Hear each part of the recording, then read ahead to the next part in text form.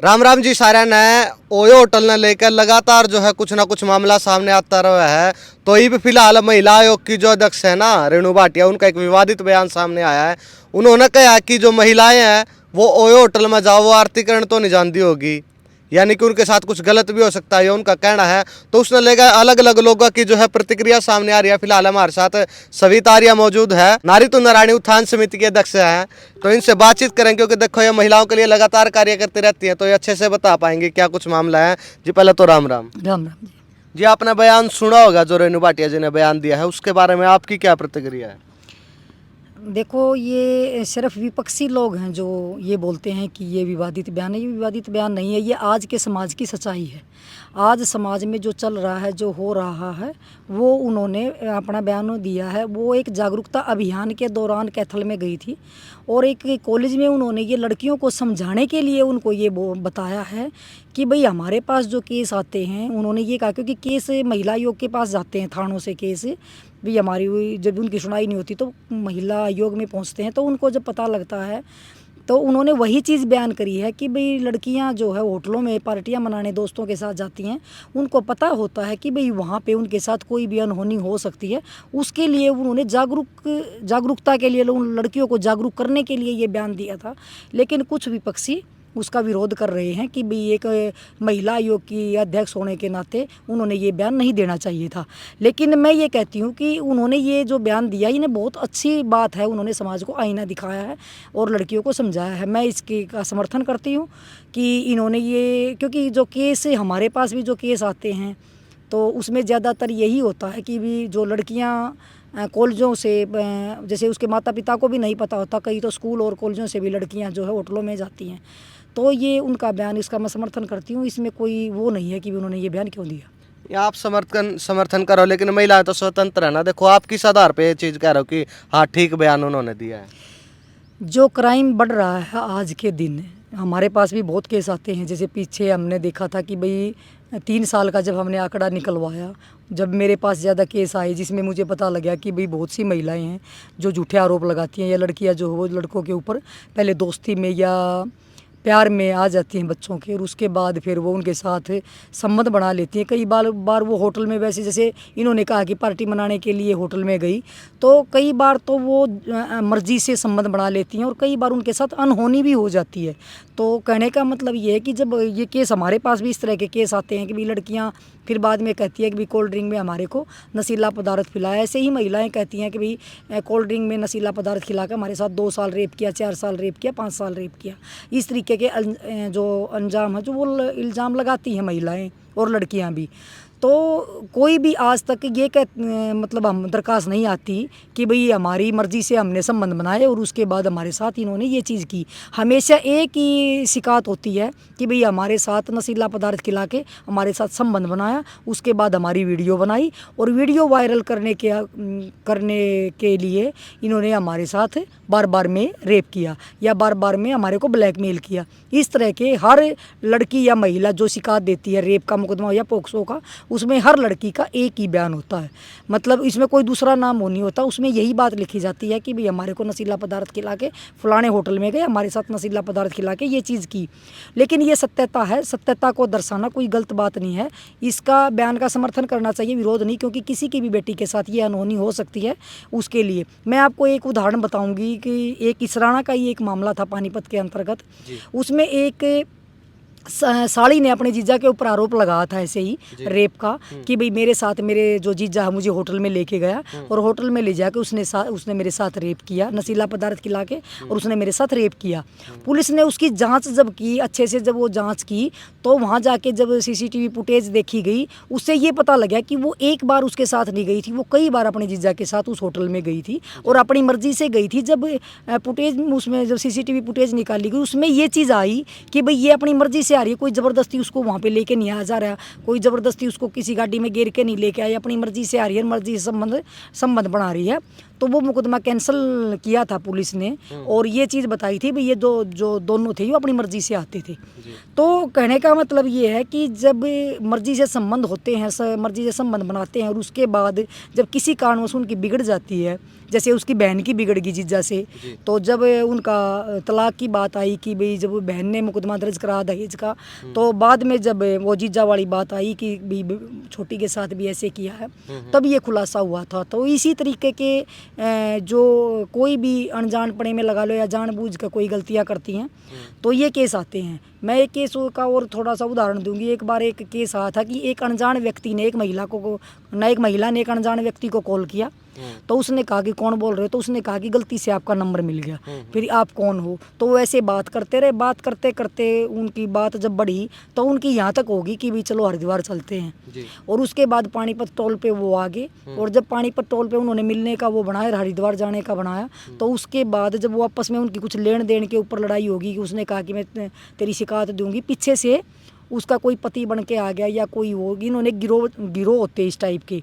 तो वो पीछे से आ गया कि भी वो मेरे पति को पता लग गया, पति आ गया पीछे से, वो में से हम शिकायत देंगे, ये करेंगे। तो कोई रास्ते में जा रहा था आदमी, उन्होंने देखा कि इस तरीके से इनकी लड़ाई हो रही है, और उन्होंने उसी टाइम तुरंत पुलिस को फ़ोन किया। नहीं तो वो भी उसके मतलब उससे जैसे 50,000 या लाख रुपए मांगे जा रहे थे, उसके साथ कोई भी हादसा हो सकता था, यानी कि कुछ भी घटना घट सकती थी। वो तो चलो एक व्यक्ति ने उनका जब लड़ाई देखी, फिर उसने बताया कि भी ऐसे अनजान फ़ोन किया था, मेरे को, मैं तो वैसे मिलने के लिए आया था, इन्होंने कहा हरिद्वार चलो, लेकिन ये पीछे पीछे ये हो गया। तो ये केस, ये इस टाइप की बहुत सी अलग अलग तरह की घटनाएं आती हैं, तो उसको जागरूक होने की बहुत ज़्यादा ज़रूरत है। कि लड़कियों को कई बार ऐसा भी देखा है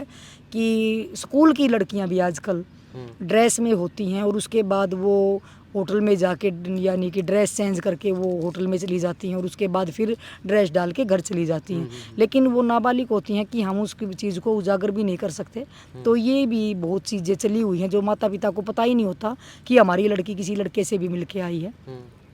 तो ये आज के समाज की सच्चाई है, क्योंकि जिसके पास केस जाते हैं उसी को पता होता है कि भी इस टाइप के केस आते हैं, तो उनके पास इस टाइप के केस जाते हैं, तो हमारे पास भी इस टाइप के केस आते हैं। तो इसलिए हम जागरूक करते हैं कि भाई लड़कियों को सावधान होने की ज़रूरत है। फिर उसका एक बयान, वो एक कोई आम आदमी पार्टी की वो बयान दे रही थी, वो कह रही थी कि कपड़ों पर टिप्पणी करते हैं, कोई किसी पे करते हैं, वो एक अलग मैटर है। समझाना एक अलग चीज़ है, और वो उस पर टिप्पणी करना एक अलग चीज़ है। देखो उन्होंने कपड़ों पे नहीं करी, उन्होंने तो यही कहा ना कि भी होटलों में न जाए। लड़की को पता है कि भी होटल में जाके तेरे साथ अनहोनी हो सकती है, तेरे साथ कोई हादसा हो सकता है, अगर आप वहाँ जाओगी तो आप क्यों जाते हो। तो ये रोकने का तो जैसे हर माता पिता का अधिकार रोकने का होता है, ऐसे ही एक समाज के नागरिक होने के नाते हम सब का भी दायित्व बनता है कि भी हम समाज में अपनी दूसरे की बेटियों को हम अपनी बेटी समझ के ही उनको समझाते हैं, और उनको बताते हैं कि भी इस तरीके का जो क्राइम हो रहा है, बढ़ रहा है, आप उससे बचिए, और ऐसे आप कहीं भी मत जाइए, अनजान व्यक्ति के साथ कहीं मत जाइए, आप होटलों में मत जाइए। तो ये उनको समझाने का एक वो था, उसको गलत तरीके से दिखाया जा रहा है। बिल्कुल बिल्कुल। तो बीच में आपने भी कही कि आप मतलब लगातार आप तो मामले देखते रहते हो, आपके पास आते रहते हैं ऐसे, तो कहीं ना कहीं आप क्या कहोगे इस मामले में कि इससे जो ये कानून है इसका दुरुपयोग भी कहीं ना कहीं हो रहा है? ज़्यादातर दुरुपयोग ही मानती हूँ। जैसे पिछले महीने में मार्च में जब एक न्यूज़ लगी थी, आपने भी देखा होगा कि पुलिस के आंकड़ों में ये था कि 40% रेप के मुकदमे झूठे पाए गए, लेकिन अगर पोक्सो को मिला के और रेप के महिलाओं के लगा के दोनों को अगर हम 376 और पोक्सो वाले अगर मामले मानेंगे तो 70% मामले जो है वो झूठे आते हैं। 70%। और मैं बोला भी था, मैंने ये भी सरकार से भी ये प्रार्थना की थी भी इस तरीके के जो झूठे आरोप महिलाएं लगाती हैं उनके ऊपर भी कार्रवाई होनी चाहिए। क्योंकि जब हम डिमांड करते, कई बार हम डिमांड करते हैं कि भी जो लड़कियों के साथ जो दरिंदगी होती है, जो रेप जैसी घटनाएं होती हैं, तो हम सब उसमें फांसी की सज़ा मांगते हैं कि भाई ऐसे दरिंदे को फांसी होनी चाहिए। तो इसीलिए मैंने ये बयान भी दिया था कि भाई जब हम पुरुषों के ऊपर जब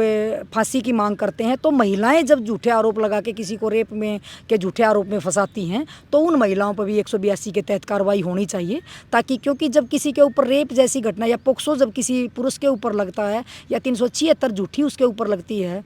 बगैर कुछ करे, तो उसका वो भी इतना ही मतलब पीड़ित होता है जितनी एक महिला जिसके साथ रेप होता है, जितनी पीड़ित वो होती है, इतना ही पीड़ित वो पुरुष भी होता है जिसके ऊपर झूठा आरोप लगता है। बिल्कुल। तो मतलब एक महिला जब केस कर देती है पुरुष के ऊपर, तो सीधा कहीं मेरे हिसाब से कई महीनों की जेल होती है। तो पुरुष किन बातों का ध्यान रखे कि उस जो झूठा केस है कई बार हो जाता है उससे बच सके? जब अगर देखो कोई सच्चा केस है, जैसे मान लिया किसी ने सच में ही रेप किया, जैसे छोटी बच्चियों के साथ, मासूम बच्चियों के साथ दरिंदगी करते हैं 2 साल की 4 साल की, क्योंकि वो कुछ लोग इस तरह की मानसिकता के लोग होते हैं कि उनका खान पान, उनका रहन सहन, उनका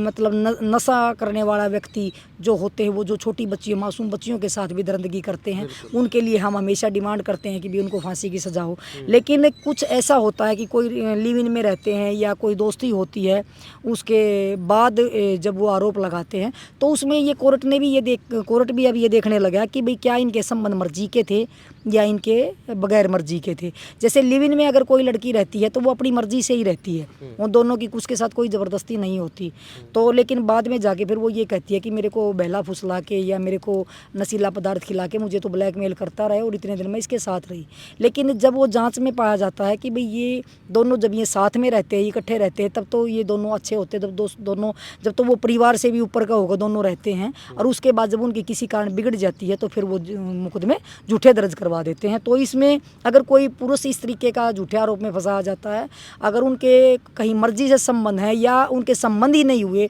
कई बार तो वैसे भी झूठे आरोप लगा देते हैं, तो वो अपने सारे जितने भी उनके ऊपर आरोप लगे हैं, अगर उनके पास कोई इस टाइप के सबूत हैं तो वो डरे ना, तो वो अपने सबूत लेके पुलिस प्रशासन जहाँ उनकी शिकायत दिए उसको वो अपने सबूत दिखाए। कई बार आईओ अगर आपके सबूत नहीं देखता, अगर आपकी नहीं सुनाई करते, तो आप अगर सामने ना जाओ जिसके ऊपर आरोप लगे, तो आप अपने परिवार के किसी सदस्य को, उच्च अधिकारियों के संज्ञान में ये मामला डालो कि इसके साथ हमने कोई ज़बरदस्ती नहीं करी या इसके साथ हमारा ये संबंध था, तो इस टाइप का संबंध था। वो जितने भी उसके पास सबूत हैं, कोई भी उसके खिलाफ अगर सबूत है तो वो लेके आप उच्च अधिकारियों को मिल सकते हैं, क्योंकि अधिकारी ज़रूर सुनते भी हैं और उसके बाद निष्पक्ष जांच करके उस मुकदमे को कैंसिल भी करते हैं। मैं एक बात और भी बताना चाहती हूँ कि कई बार ऐसे भी मामले सामने आए हैं, मैं आपके चैनल के माध्यम से भी कहना चाहती हूँ कि कोई भी लड़की या महिला एक मुकदमा दर्ज करवाती है,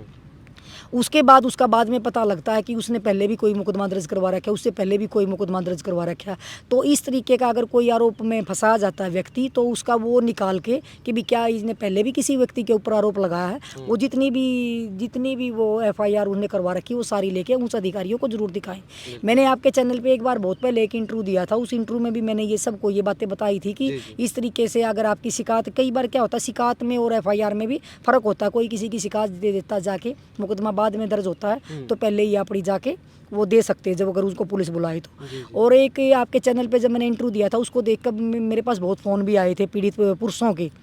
एक का तो झज्जर से एक फ़ोन आया था, उसमें तो ऐसा था कि एक महिला ने मतलब कई पुरुषों के ऊपर झूठे आरोप लगा रखे थे और अलग अलग FIR अलग अलग जगह की जब FIR निकलवाई थी और अधिकारियों को दी थी, मैंने वो जितनी भी वो FIR थी उस महिला ने जो आरोप लगा रखे थे, वो मैंने DGP साहब को भी वो सारी चीज़ें मैंने भेजी थी कि भाई एक महिला इतने पुरुषों के ऊपर, अलग अलग पुरुषों के ऊपर जब रेप के मुकदमे दर्ज करवा रही है और उसकी ये धाराएँ हैं और इनसे बाद में समझौते कर रखे हैं। तो मतलब ये हम तो ये कहते हैं कि भी इस तरीके का अगर कोई केस होता है, इस तरीके की अगर कोई मतलब आता है केस, तो वो अपनी सबसे पहले तो उस महिला के बारे में ये देखे कि कोई इसका क्रिमिनल रिकॉर्ड है या पहले इसने किसी के ऊपर इस तरीके का झूठा मुकदमा, क्योंकि इसके ऊपर झूठा होगा तो वो अपनी जांच करवाएगा, क्योंकि उससे पहले भी कई मिलते हैं। कई बार क्या होता है जैसे पोक्सो में, पहले पोक्सो एक्ट इसलिए बना था कि बेटियों को, बच्चियों को जो है न्याय मिल सके, लेकिन अब तो कई जगह ये भी देखने में आया है कि पोक्सो के भी मुकदमे अब कैंसिल, कई जगह पोक्सो के मुकदमे भी पुलिस कैंसिल क्यों करती है। जो मेरे सामने आए हुए हैं मैं उनकी ही बताऊंगी और की भी नहीं। आजकल ऐसा भी एक बना दिया लोगों ने कि अगर कोई मकान किराए पर ले रखा है और मकान मालिक अगर किराया लेने भी जाता है तो वो अपनी छोटी जो उनके की बेटी होती है उसके ऊपर ये आरोप लगा देते हैं कि भी हमारे घर किराया लेने आया था, मेरी बच्ची को छेड़ दिया। मतलब इस तरीके के भी केस मतलब आ रहे हैं कि लोग कहीं ना कहीं, जैसे गली में अगर किसी की लड़ाइयाँ होती है या कुछ मारपीट हो जाती है आपस में, पड़ोस अड़ोस में भी, वो भी छेड़खानी का आरोप लगा देते हैं। तो मैं आपके चैनल के माध्यम से निवेदन करना चाहती हूँ कि आप लड़ाई लड़ो लड़ाई की तरह, लेकिन आप अपनी बेटियों को यूज़ न करें, अपनी बेटियों को मोहरा बना के आप किसी के साथ लड़ाई न करें। जितनी बेइज्जती आप किसी के ऊपर झूठा आरोप लगा के उसकी कर रहे हो, उससे ज़्यादा बेइज्जती आपकी हो रही है। तो इसलिए ये कहना चाहते हैं कि भी ये झूठे आरोप ना लगाए, क्योंकि 70% तो मैंने ये कहा कि मतलब कागजों में है 70%, तो वैसे तो ये मान लो कि 90% जो महिलाएं हैं वो झूठे आरोप लगाती हैं। 10% जो पीड़ित महिलाएं होती हैं, जो सच में किसी के साथ अगर गलत हुआ है, उस महिला को भी उन 70% की वजह से न्याय नहीं मिल पाता। तो आखिर में क्या संदेश देना चाहोगे आप हरियाणा की जनता को? मैं ये कहना चाहती हूँ कि महिला आयोग की अध्यक्ष जब ये महिलाओं की चेयर पे बैठ के भी जब इतना बड़ा बयान दे रही है तो उसका समर्थन करना चाहिए कि उन्होंने कुछ सच बोला है और इतनी बड़ी बात कहना, क्योंकि कई बार हमने देखा कि पीड़ित लोग जो होते हैं वो हमेशा ये कहते हैं कि भाई पुरुषों के लिए भी, महिलाओं के लिए आयोग बना, पुरुषों के लिए भी आयोग बनना चाहिए। लेकिन जब महिला आयोग की अध्यक्ष जब इस कुर्सी पे बैठी है तो मेरे हिसाब से उन्होंने समानता की बात करी है और उन्होंने महिलाओं के साथ साथ जो पुरुषों के साथ गलत हो रहा है उसका भी उन्होंने मतलब विरोध किया है कि उन्होंने अकेली और उन्होंने एक ये अच्छा संदेश दिया है कि मैं इस चेयर पे ज़रूर बैठी हूँ लेकिन मैं न महिलाओं के साथ गलत होने दूंगी और न पुरुषों के साथ गलत होने दूंगी। और इन्होंने अपनी जो इनको जो पद मिला है उस पद की गरिमा को रखते हुए उन्होंने सत्य बात कही है और मैं हरियाणा सरकार का भी तहे दिल से धन्यवाद इसके लिए करूंगी जिन्होंने ऐसी महिलाओं को इस पद पे बिठाया, जिन्होंने समानता की बात करी, महिला और पुरुष दोनों की बात करी। अगर भाई गलत किसी के साथ भी नहीं होगा, चाहे वो महिला है चाहे वो पुरुष है, और मैं उनको इसके लिए धन्यवाद भी करूँगी और उनको मैं बधाई भी दूँगी कि उन्होंने इस पद पर बैठ के भी इतना अच्छा संदेश समाज में दिया। बिल्कुल भाई, सविता आर्य जी की बात आप सब ने सुन ली है। क्या आपने ठीक लगा, क्या गलत लगा, कमेंट में जरूर बता दियो। फिलहाल राम राम सारा ने।